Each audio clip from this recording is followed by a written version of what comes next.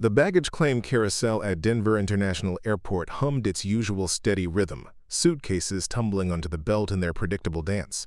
But nothing else about this moment was routine.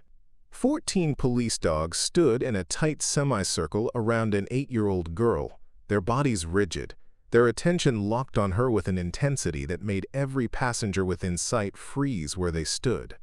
The child's name was Emma, though no one watching knew that yet. All they could see was a small figure in a purple jacket, clutching a worn backpack to her chest, while more than a dozen trained K-9 officers formed a wall of fur and muscle around her and refused to move.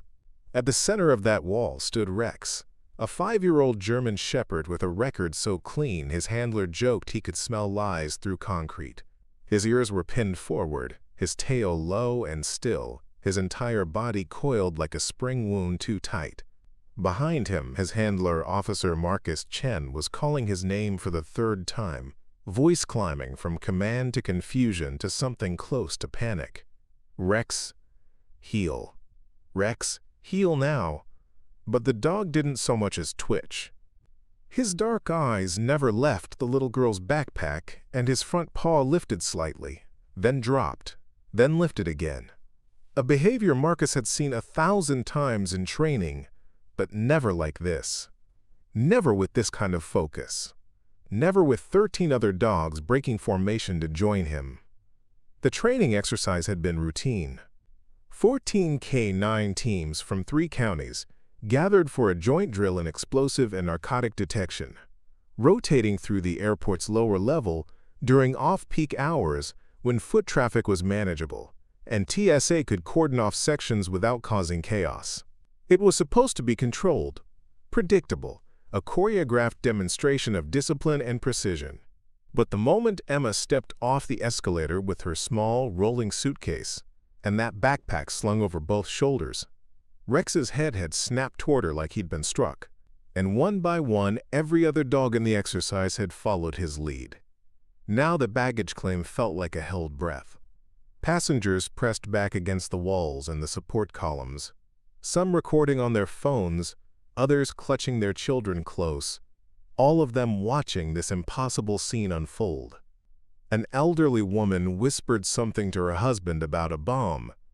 A businessman in a gray suit had his hand halfway to his phone, finger hovering over the emergency call button.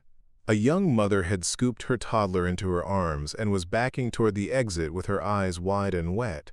And at the center of it all stood Emma, 8 years old and 70 pounds, her face pale and confused, her lips trembling as she looked from one dog to the next and tried to understand why they were all staring at her. TSA agent Kate Moreno had been monitoring the exercise from her post near the security checkpoint on the level above, watching the handlers guide their dogs through the baggage zones with the bored efficiency of someone who'd seen this drill 100 times before.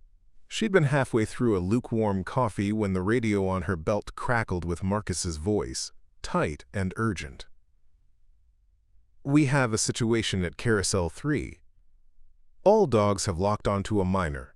Repeat, full pack alert on an unaccompanied child. Need supervisor and backup now." Kate's coffee hit the counter before the transmission finished, and she was moving, her boots striking the tile in a rhythm that matched her suddenly racing pulse. She knew Marcus. She knew Rex. And she knew that if that dog had broken a recall command, something was catastrophically wrong. By the time Kate reached the escalator, she could see the crowd gathering below, a knot of people pressed against the far wall of the baggage claim like they were trying to melt into the concrete. She could see the dogs. Too many dogs, all facing inward, all motionless, except for the slight quiver of tension running through their shoulders and haunches. And she could see Marcus, standing 3 feet behind Rex with his hand still outstretched in a command pose that his partner was completely ignoring. 2 other handlers had moved closer, their own dogs pulling at their leashes, whining low in their throats, desperate to join the circle but held back by training, and the white, KNKN, led grip of officers who didn't understand what was happening any better than the civilians did. Kate hit the bottom of the escalator and moved through the crowd with her badge raised and her voice cutting through the murmur of fear.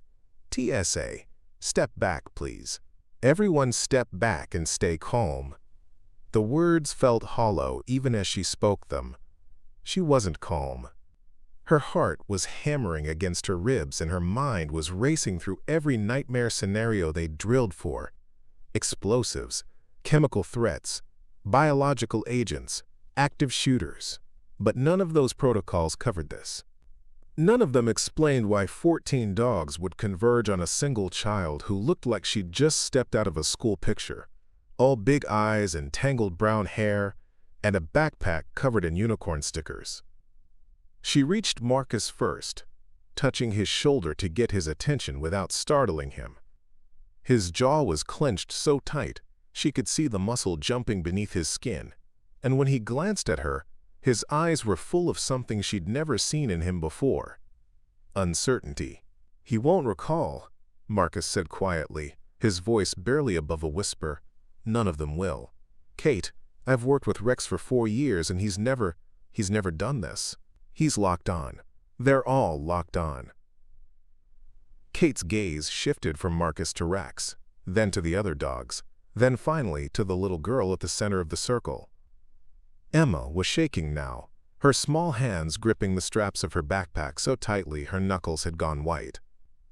Tears were streaming down her cheeks, but she wasn't making a sound. Just standing there, frozen, as if she understood instinctively that any sudden movement might trigger something terrible. Kate felt her throat tighten. This wasn't a suspect. This wasn't a threat. This was a terrified child who probably didn't even understand what was happening. And yet every trained detection dog in the terminal was treating her like she was carrying a live grenade. Kate took a slow breath, then another, forcing her training to override the adrenaline screaming through her veins. She looked at the backpack again. Purple canvas, covered in those bright unicorn decals, the kind of cheap cartoony print you could buy at any discount store. The zipper was closed. The fabric showed no bulges, no unusual shapes, nothing that screamed danger to the human eye. But the dogs saw something else, smelled something else. And as Kate watched, Rex took one careful step forward, his nose extending toward the bag, his nostrils flaring as he pulled in air and processed it through senses that could detect a single drop of blood in an Olympic swimming pool. The other dogs shifted with him, the circle tightening by inches, and Emma let out a small, broken sob that cut through the silence like a knife. "I didn't do anything," she whispered, her voice so small Kate almost missed it. "I promise, I didn't do anything wrong."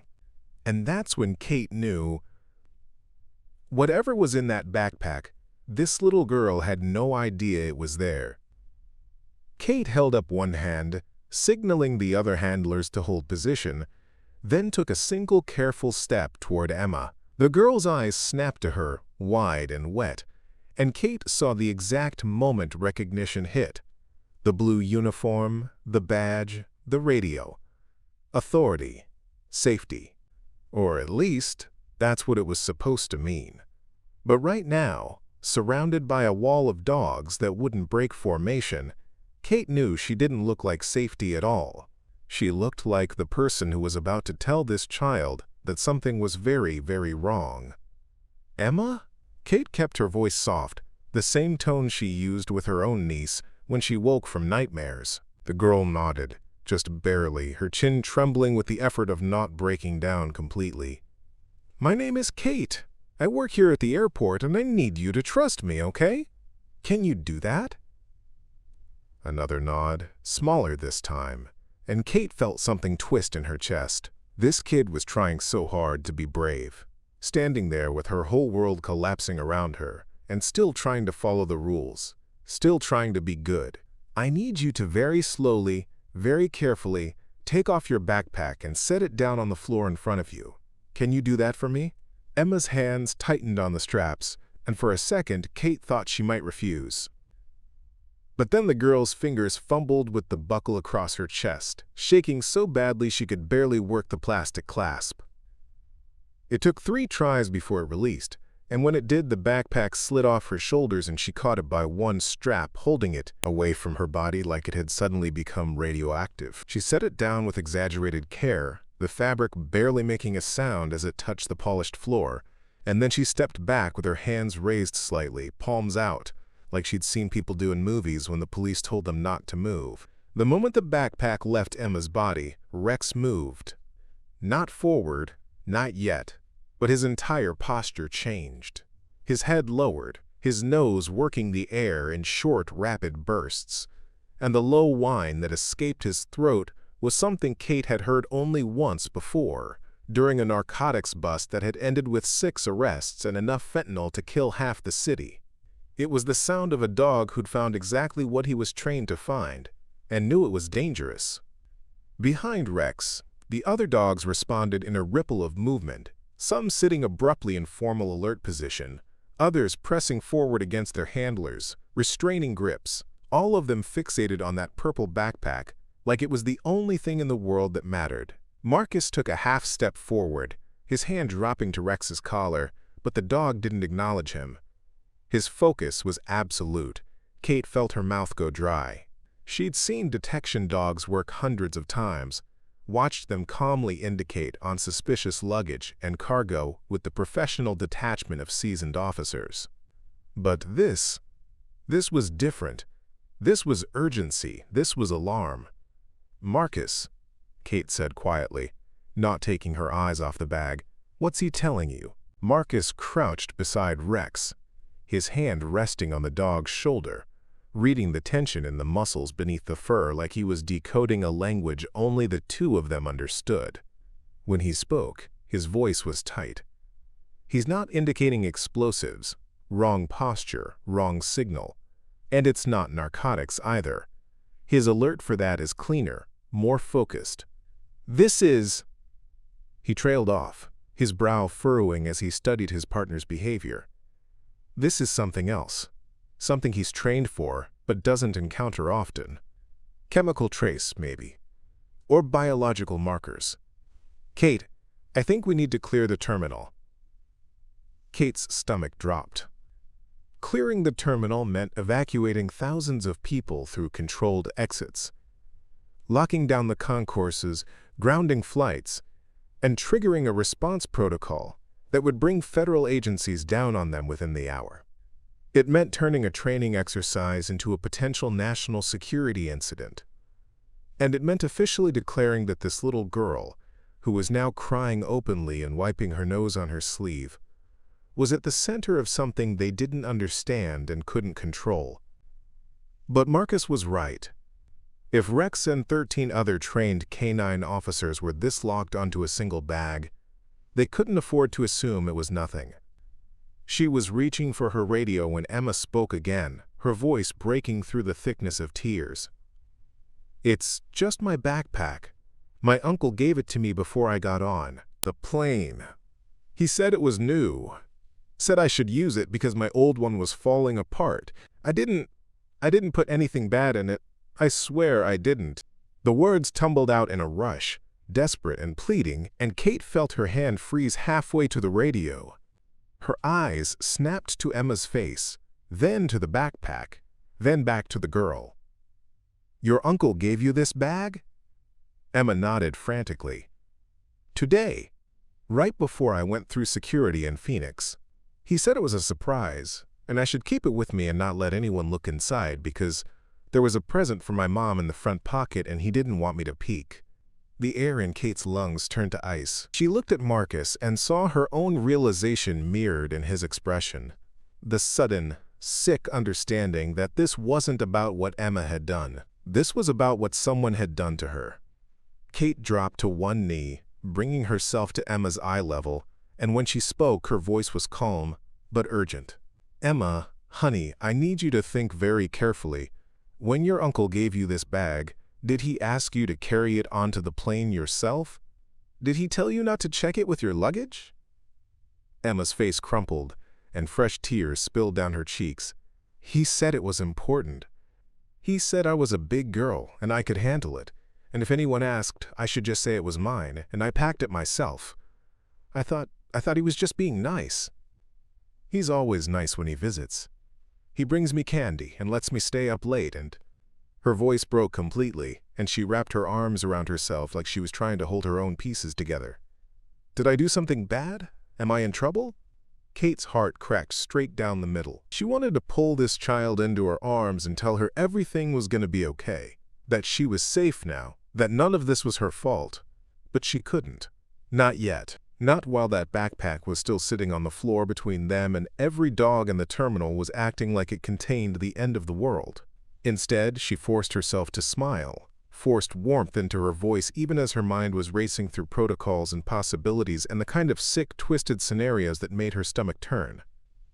"You're not in trouble, sweetheart. You didn't do anything wrong. But I need you to come with me now, okay?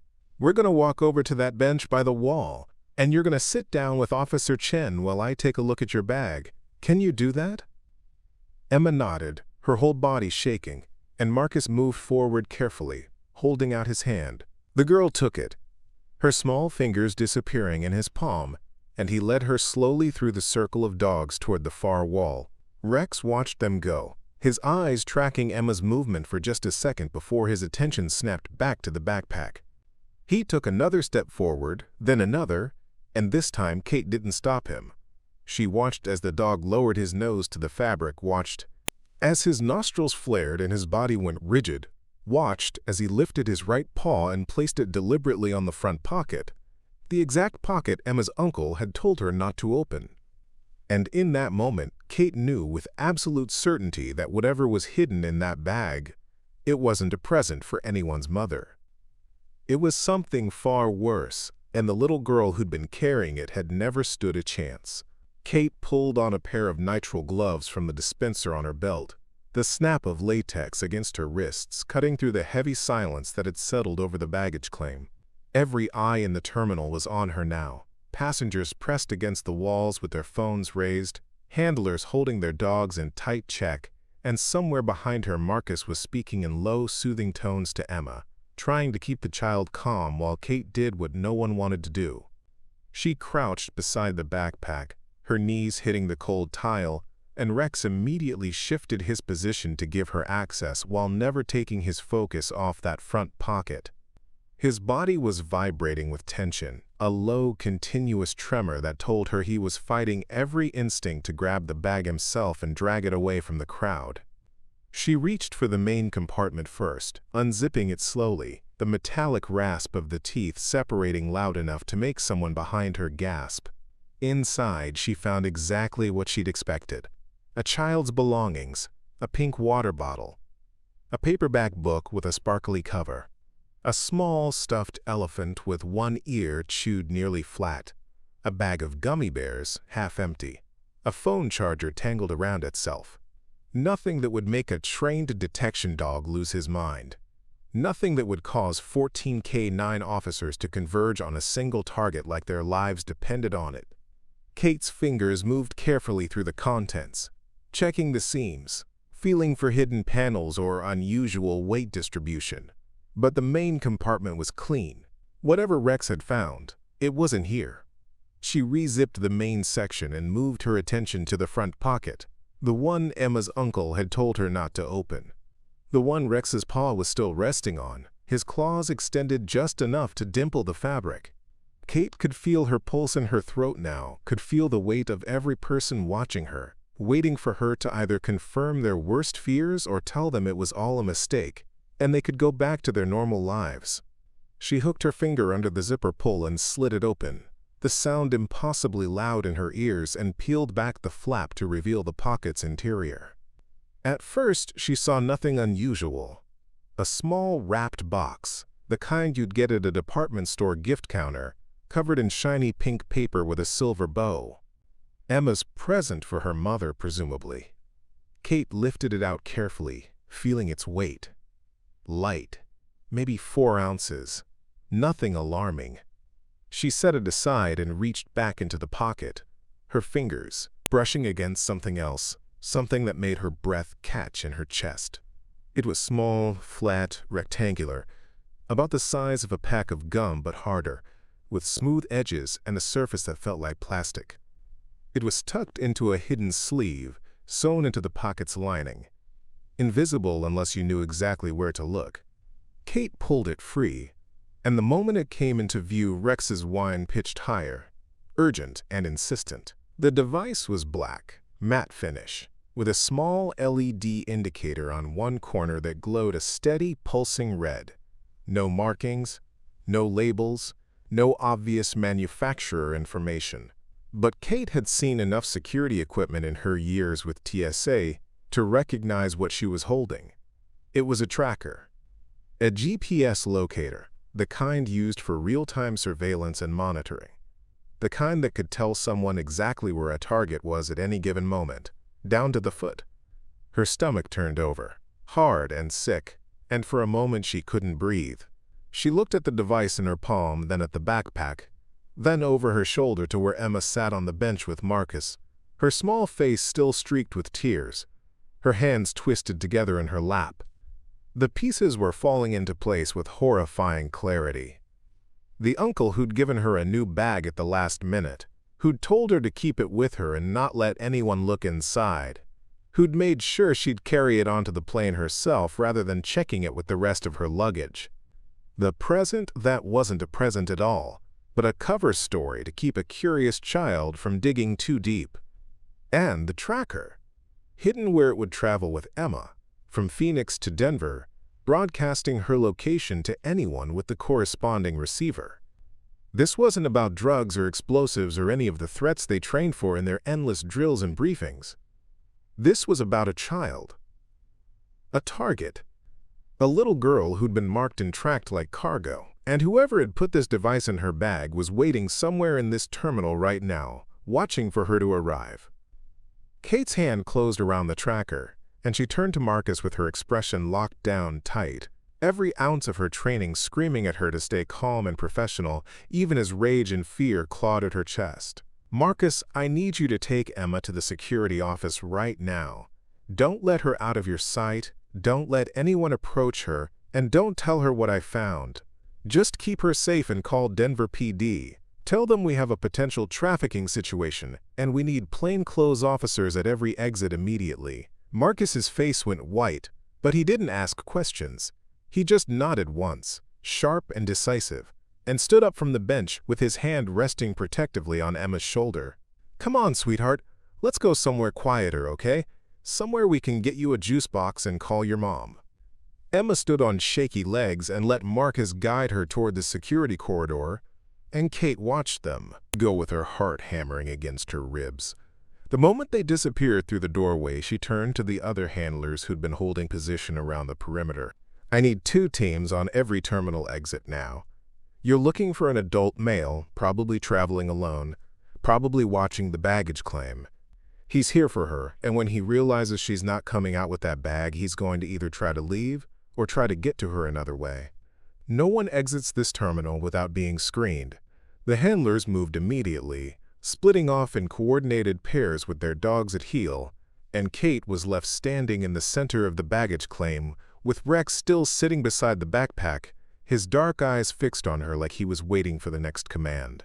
She looked down at the tracker in her hand, at that steady red pulse that meant it was still active, still transmitting. Whoever was holding the receiver could see exactly where this device was, which meant they could see that it had stopped moving, that it was no longer with Emma. That something had gone wrong. Kate made a decision in the span of a heartbeat. She pulled out her phone, opened the camera app, and took 3 quick photos of the tracker from different angles, making sure to capture the LED indicator and the serial number etched into the casing. Then she slipped the device into an evidence bag from her kit, sealed it, and tucked it into her vest pocket. The backpack went into a second bag, larger and opaque, and she handed it off to another TSA agent with instructions to lock it in the evidence locker and not touch it again until federal agents arrived. By the time she straightened up, her radio was already crackling with reports from the K-9 team stationed at the exits. Suspect visual at Gate B, adult male, 30s, brown jacket, watching the screens. Not moving toward any gate. He's just standing there. Another voice cut in, sharp and certain. Second suspect, Carousel 5, Male 40s, ball cap and sunglasses, phone in hand, keeps checking it every few seconds like he's waiting for a signal. He's looking at the arrivals board, but he's not collecting any luggage. Kate's jaw tightened. 2 suspects, maybe more. This wasn't some impulsive crime. This was coordinated, planned, and that meant Emma had been in danger from the moment she'd stepped onto the plane in Phoenix. She keyed her radio and spoke with a voice that cut through every other transmission on the channel. "All units, do not engage yet. I want eyes on every suspect. Full surveillance. And I want to know if they make contact with each other or anyone else. Denver PD is en route, and when they arrive, we're going to take them all down at once. No one gets away. No one." She started walking toward the security office, her stride long and purposeful, and Rex fell into step beside her without needing a command. The dog's tension had eased slightly now that the backpack was secured and Emma was out of immediate danger, but his focus hadn't wavered. He knew the job wasn't finished. Somewhere in this terminal, men who'd planned to collect a little girl like she was a package they'd ordered online were realizing their plan had fallen apart, and Kate was going to make damn sure they never got close to another child again. The security office had never felt smaller. Kate stood in the doorway watching Emma sit cross-legged on the floor beside Marcus's chair, her small hands wrapped around a juice box she hadn't touched, her eyes red and swollen from crying, but finally, mercifully, dry. The girl's mother had appeared on Marcus's laptop screen 20 minutes ago via video call, her face pale and drawn, her voice breaking as she told her daughter over and over that she was safe now, that everything was going to be okay, that Mommy and Daddy were getting on the next flight and would be there in just a few hours. Emma had cried again then, harder than before, but it was different this time, relief instead of fear, release instead of confusion. She'd pressed her small hand against the screen like she could reach through it and touch her mother's face, and Kate had turned away because watching it felt like intruding on something too raw and private to witness. Now the room was quiet except for the crackle of radio traffic and the low hum of the security monitors lining the back wall. Kate's gaze moved across the screens, watching the coordinated takedown unfold in real time across multiple camera feeds. Denver PD had arrived 12 minutes ago, plainclothes detectives blending seamlessly into the crowd, while uniformed officers held position at strategic choke points throughout the terminal. The 2 suspects the K9 teams had identified were still being monitored, still unaware that every move they made was being recorded and cataloged and added to a case file that was growing thicker by the minute. Kate's radio crackled, and Detective Sarah Chen's voice came through clear and controlled. Subject 1 just received a text. He looked at his phone, then looked at Carousel 3, then started moving toward the south exit. "We're following." Kate keyed her response immediately. "Copy that. All units, Subject 1 is mobile. Stay with him but do not intercept until we have visual confirmation of all parties." She watched the monitor showing the south exit corridor, watched a man in a brown jacket weaving through the crowd with his phone clutched in one hand and his shoulders hunched forward like he was trying to make himself smaller, invisible. He was moving fast but not running, trying to leave without drawing attention, and Kate felt a cold satisfaction settle in her chest. He knew something had gone wrong. He knew the plan had fallen apart, and now he was trying to save himself. On another monitor, the second suspect, ball cap, sunglasses, still standing near Carousel 5, pulled out his phone and answered a call. Kate couldn't hear the conversation, but she could see the way his body language changed, the way his head snapped toward the security corridor where Emma had disappeared, the way his hand tightened on the phone until his knuckles went white. He listened for maybe 10 seconds, then ended the call and started walking in the opposite direction from the first suspect, moving toward the north exit with long, purposeful strides. Kate's jaw tightened. They were splitting up, trying to scatter and regroup later, trying to minimize the damage if one of them got caught. But they'd underestimated how thoroughly their operation had been compromised the moment Rex had locked onto that backpack. "Subject 2 is moving north," Kate said into her radio. "I want units at both exits ready to close the doors the moment I give the word. No one leaves this terminal until we've identified every person involved in this operation." The confirmations came back in quick succession, calm and professional, and Kate felt the tension in the room shift from anxious waiting to controlled anticipation. This was the moment everything hinged on, the moment when they'd either shut down a trafficking ring or watch it slip through their fingers because they'd moved too soon or too slow or missed a signal that would haunt them for years. Behind her, Emma's small voice broke the silence. "Is my uncle in trouble?" Kate turned and saw the girl looking up at her with eyes that were too old for her face. Eyes that had seen too much in the last hour and understood more than any 8-year-old should have to understand. Marcus glanced at Kate, and she saw the question in his expression. How much do we tell her? How much can she handle? Kate moved to the chair across from Emma and sat down slowly, bringing herself to the child's level once again. "Emma, sweetheart, the man who gave you that backpack, the one you call your uncle, is he really your uncle? Is he your mom's brother or your dad's?" Emma's face scrunched up in confusion, and she shook her head slowly. "No, we call him Uncle Rick because he's been friends with my parents forever. Since before I was born. He visits us sometimes, and he sends me birthday cards. And—" She trailed off, her expression shifting from confusion to dawning horror as the pieces started falling into place in her young mind. "He's not really my uncle?" Kate's heart broke all over again, but she kept her voice steady and gentle. "No, honey, he's not. And the backpack he gave you, it had something hidden inside it that he didn't tell you about. Something bad. He was using you to carry it, because he knew no one would suspect a little girl traveling alone." Emma's eyes filled with fresh tears, but she didn't cry this time. She just stared at Kate with a look of betrayal so profound it was physically painful to witness. "He said I was special. He said I was his favorite. He said—" Her voice cracked, and she wrapped her arms around herself again, that same self-protective gesture Kate had seen at the baggage claim. "I trusted him." "I know you did," Kate said softly, "and that's not your fault. None of this is your fault. Adults are supposed to protect kids, not use them. And what he did, what he tried to do, that's on him, not you. Do you understand that?"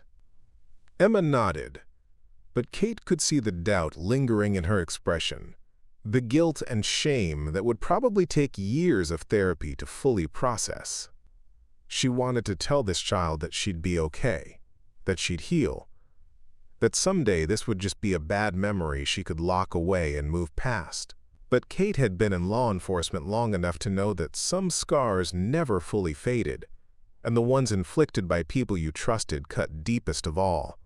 Her radio crackled again, urgent this time.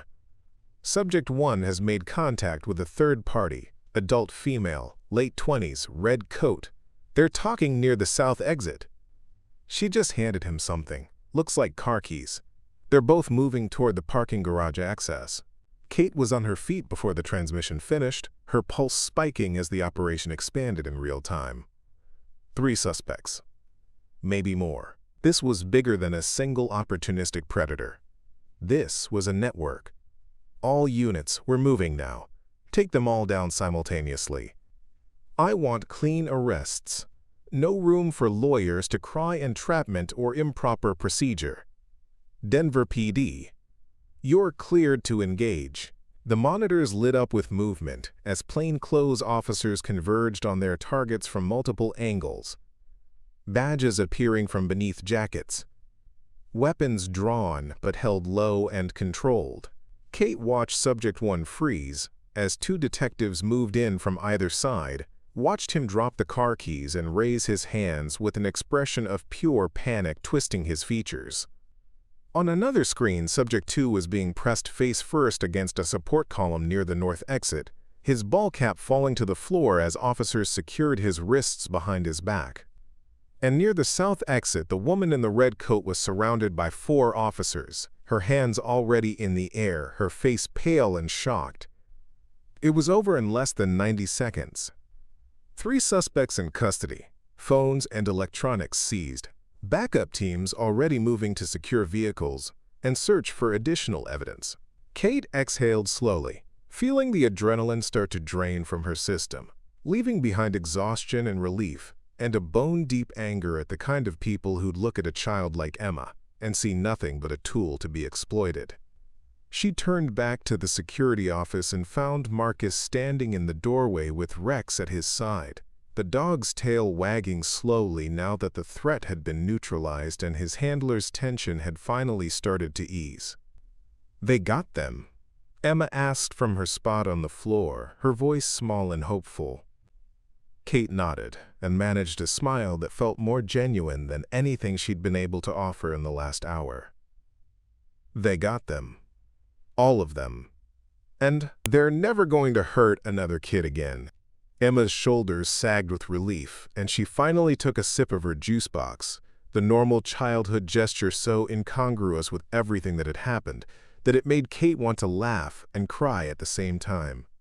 3 hours later, after the federal agents had arrived and taken over the interrogation rooms, after Emma's parents had landed and swept their daughter into their arms with tears streaming down all 3 faces, after the evidence had been cataloged and the reports had been filed, and the terminal had slowly returned to its normal rhythm of arrivals and departures, Kate found herself standing in the parking lot beside Marcus's K9 unit vehicle. Rex sat at attention between them, his dark eyes bright and alert despite the long day, his tail thumping against the asphalt every time Marcus's hand dropped to scratch behind his ears. "He knew," Marcus said quietly, staring out at the mountains visible in the distance, their peaks catching the last light of the setting sun. "Before any of us had a clue what was happening, before we even knew there was a threat, he knew, and he wouldn't let it go." Kate nodded, remembering that moment in the baggage claim when Rex had refused his handler's recall command, when he'd stood his ground and called in backup in the only way he knew how. "How many kids do you think that tracker's been used on before Emma?" she asked, voicing the question that had been eating at her since the moment she'd pulled the device from that hidden pocket. Marcus's jaw tightened. "The feds are running the serial number now. They'll trace it back through every device in the same batch, cross-reference it with missing persons reports and unsolved cases. But Kate, if we hadn't been running that training exercise today, if Rex hadn't been in that terminal at that exact moment..." He didn't finish the sentence. He didn't have to. They both knew how close it had been, how easily this could have ended with a little girl disappearing into a network that chewed up children and spit out ghosts. Kate crouched down and looked Rex in the eye, and the dog's tail wagged harder, his tongue lolling out in an expression that looked almost like a smile. She reached out and ran her hand along his neck, feeling the strong muscles beneath the thick fur, feeling the steady rhythm of his breathing. "Good boy," she said softly. "Best damn dog I've ever seen." Rex's tail became a blur, and Marcus laughed for the first time all day, the sound rough and exhausted but real. He knows it too. He's going to be insufferable for weeks. As Kate straightened up and turned back toward the terminal, she thought about trust, the kind Emma had placed in a man who'd betrayed it, the kind Marcus placed in his partner every single day, the kind that existed between handlers and dogs who'd learned to speak a language that had nothing to do with words and everything to do with loyalty and instinct and the bone-deep certainty that some bonds were stronger than any threat. She thought about the little girl who was probably curled up in her mother's arms right now in a hotel room somewhere in the city, trying to process everything that had happened and beginning the long journey toward healing. And she thought about the men and women sitting in interrogation rooms downtown, their carefully constructed operation dismantled by a dog who'd refused to ignore what his training told him was wrong. The terminal doors slid open as she approached, and Kate stepped back into the fluorescent light and recycled air and constant hum of humanity in motion. Somewhere above her, a plane was taking off, carrying people toward destinations they'd planned for and dreamed about and saved for. Somewhere else, a family was being reunited after too long apart. And somewhere in this building, another K-9 team was running another drill, preparing for threats that might never come, or might arrive in the form of a little girl in a purple jacket who had no idea she was carrying danger on her back. Kate's radio crackled with routine traffic, shift changes and maintenance reports, and the ordinary rhythm of airport security. She adjusted the volume and kept walking, ready for whatever came next, trusting in the systems and the training and the partners who saw what others missed and refused to let it pass unchallenged.